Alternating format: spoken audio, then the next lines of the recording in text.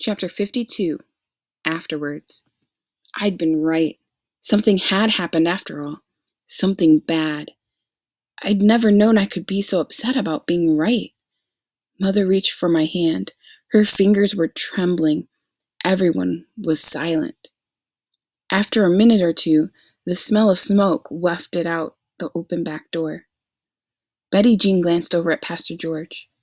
"Stay here," he ordered, and he went back into the house. Curtis moved to follow him, but Betty Jean grabbed his arm. "You heard your father." The next-door neighbor poked her head out the window. "You all right?" "I think so. Betty Jean choked up and couldn't finish.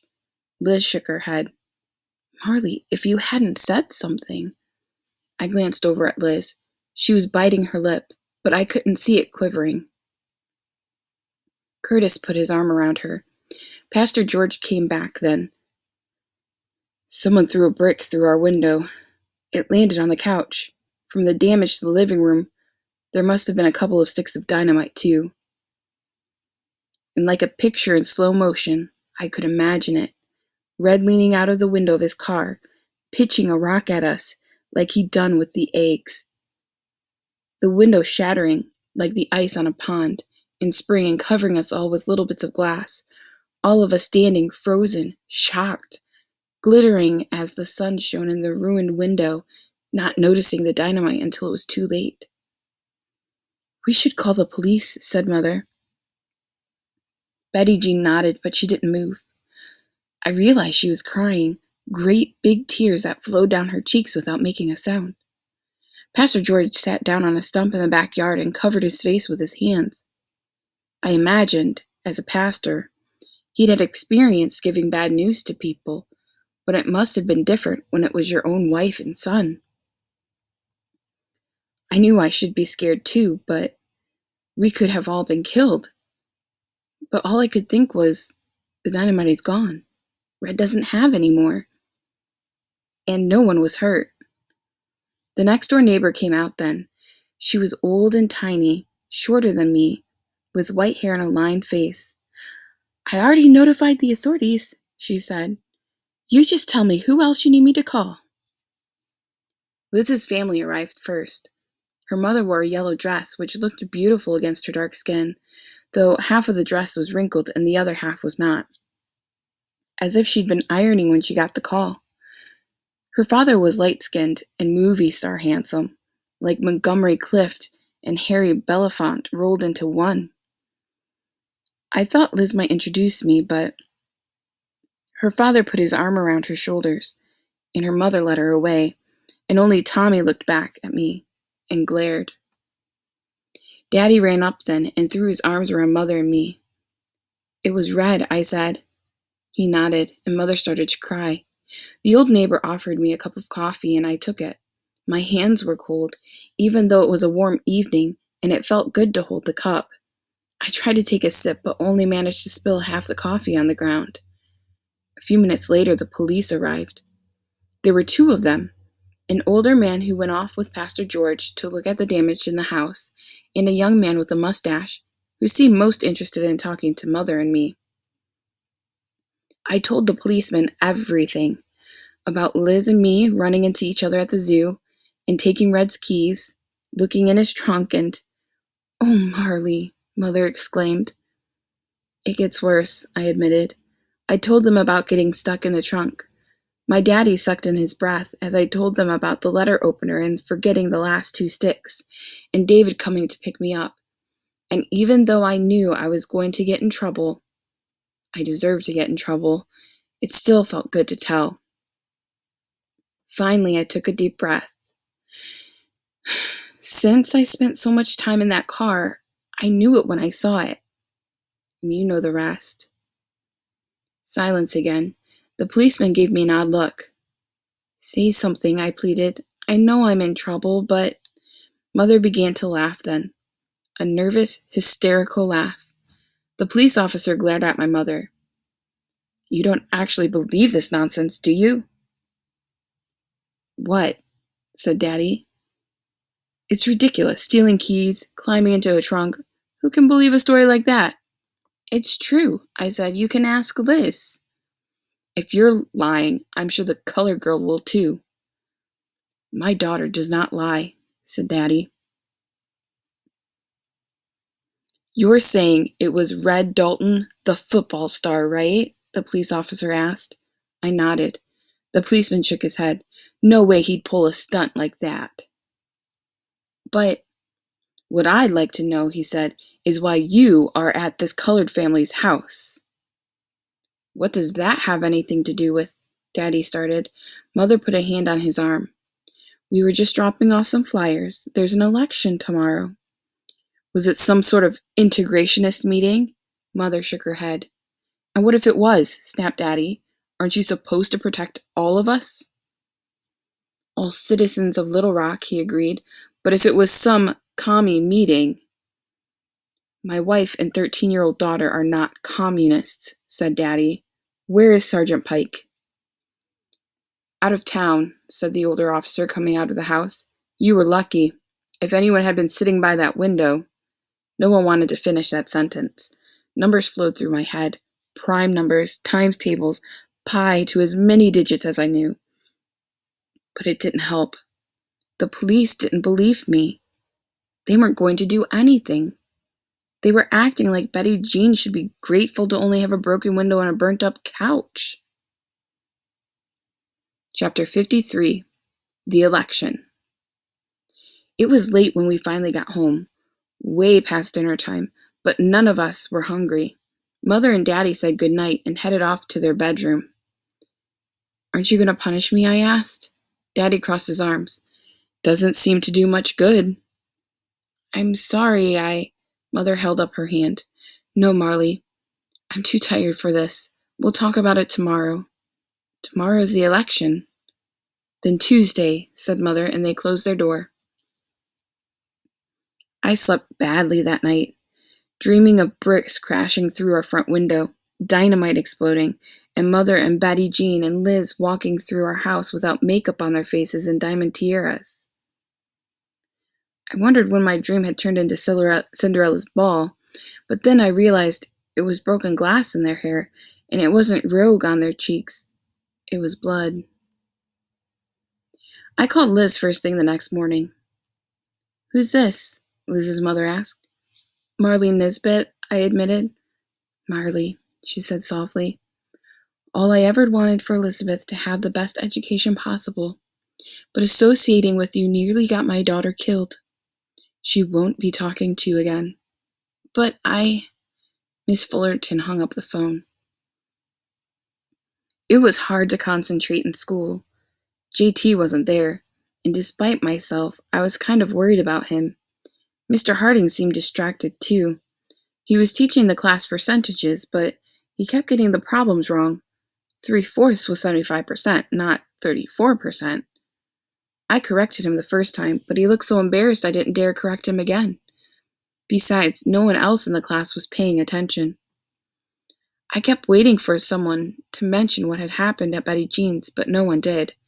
Sally had a new haircut and dress and talked nonstop about how she was going to get her picture in the paper at the cross victory party. Because, of course, she was sure her side would win. When I arrived home, there was a postcard from Judy in the mail. Good luck, win the election and bring me home. Love, Judy. P.S. I need new laces for my saddle shoes. Black, please, extra long. Shoelaces? Such a normal concern. You voted? Betty Jean asked as I walked into the kitchen. Betty Jean, I said. I'm only 13. I'm asking everyone, she said, without looking at me. She sniffed the air, then turned on the oven. As soon as she opened it, a puff of smoke drifted out. Oh, Lord, she sighed. This is the second batch I've burned this afternoon. Betty Jean, I asked. What? I wasn't sure what to say first. Betty Jean had kept my secret about going to the gem, and I'd repaid her by almost getting her killed. Are we going to talk about what happened yesterday? No. Betty Jean was scraping what looked to be burnt cookies into the garbage. I'm sorry, I said. I know you told me to stay away from Liz, but... Marley, interrupted Betty Jean. What? I need this job. We're still paying back the money from when Curtis was arrested, and now we need a new living room, too. You know the best way to lose your job? I didn't answer. Yelling at the daughter of your employer. I don't want to do that, so I'd appreciate it if you'd kindly be quiet and leave me alone. But that wouldn't help anyone. Not me, not Liz, and certainly not Betty Jean. I tried to imagine what Liz would do. You know, I said finally, I think my parents would appreciate it if you'd yell at me. They haven't gotten around to it themselves, and I know I deserve it, so it'd save them the trouble. Betty Jean snorted and kept her eyes on her cookies, but I could tell she was trying hard not to smile. You're a strange girl, Marley. I'm so sorry, Betty Jean. I know, she said. I know. Mother, Daddy, and I listened to the results come in on KLRA radio station throughout dinner and afterwards. I did my homework, Daddy graded papers, Mother did the dishes, and none of us said a word. The stop candidates were ahead all evening, but when KLRA went off air at 12:30 a.m., it was still too close to call. I was sure I wouldn't be able to sleep, but I put my head on my pillow just to rest, and the next thing I knew, I heard the front door open as Daddy went out to get the paper. I washed my face and got dressed, anxious to know what had happened, at the same time dreading it. As soon as I walked into the kitchen, Daddy held up the paper. Stop wins recall victory. Purgers thrown off board. Mother grinned at me.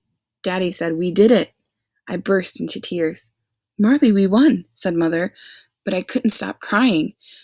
I thought winning the election would solve everything, but now that the big day was here, I realized it wasn't the end after all. It wasn't even close. New board members needed to be appointed by the Pulaski County Board of Education. There were legal challenges to integration in the courts. Even if the high schools did open, Liz and I still wouldn't be at the same school. What is it? Asked Daddy. Tears of joy, I lied, and my parents seemed to believe me. I called Liz again before I went to school, but this time, no one answered. All morning I couldn't wait for lunch to come so Mr. Harding and I could do some math and forget about everything except algebra.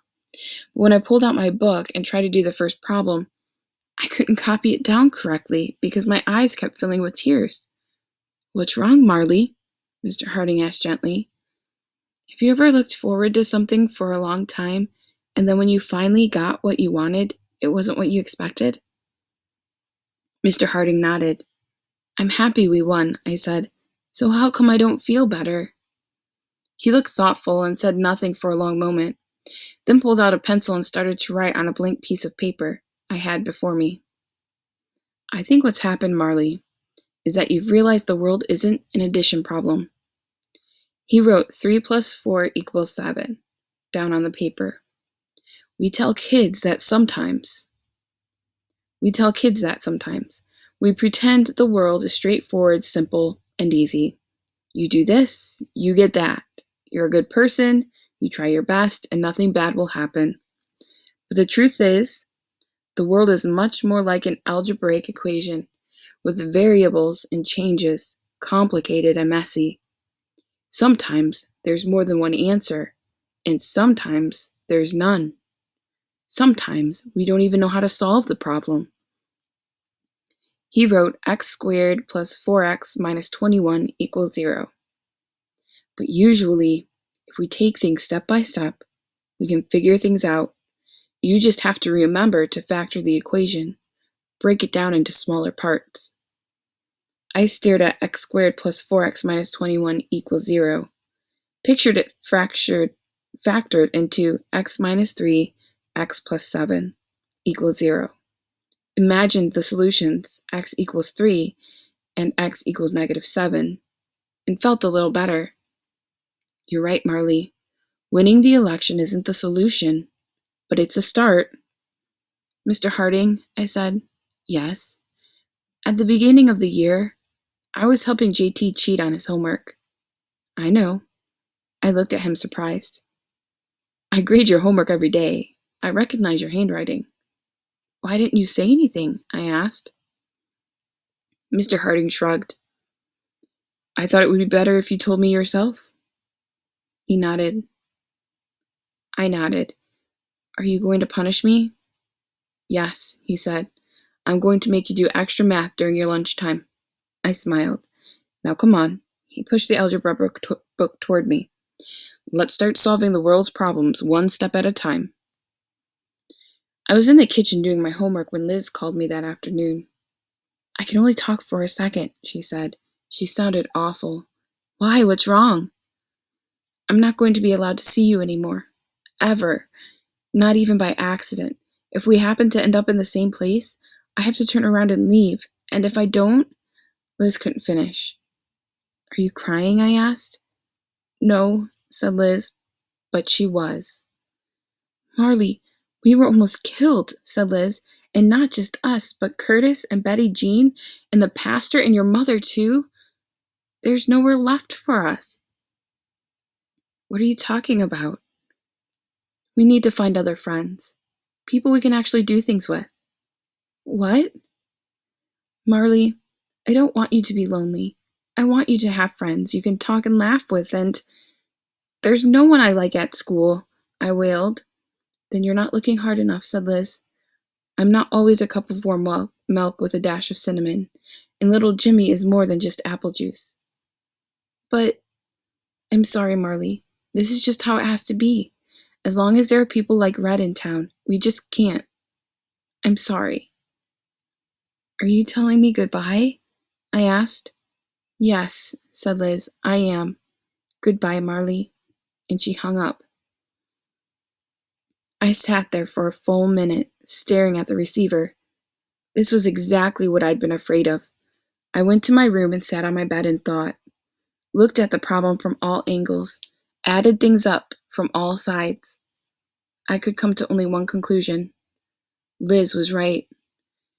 Summoning people up as a cola or a coffee wasn't really fair. Most people were a whole refrigerator full of different drinks. Trying to force them into one cup or one glass meant I never really got to know them.